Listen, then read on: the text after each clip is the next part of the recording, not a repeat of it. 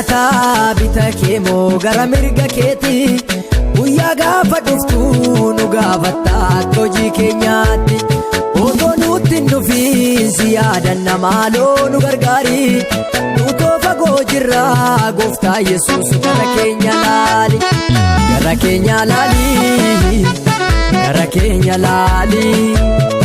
gara keenya laali gara keenya laali.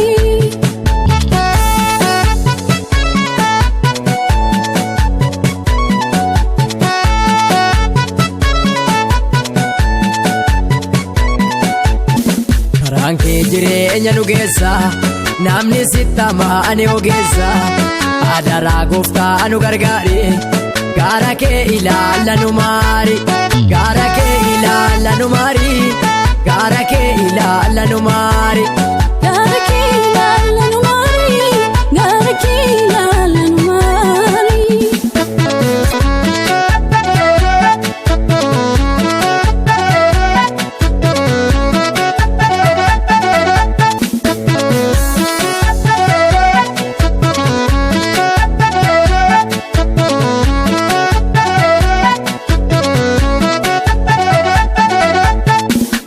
Jiruu jireenya dhabee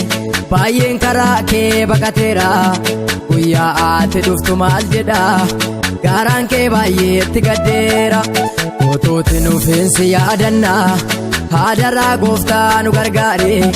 warra kan keen gattu yoomiyyuu ija kee gaariin nu ilaali ija kee gaariin nu ilaali ija kee gaariin nu ilaali ija kee gaariin nu ilaali ija kee gaariin nu ilaali.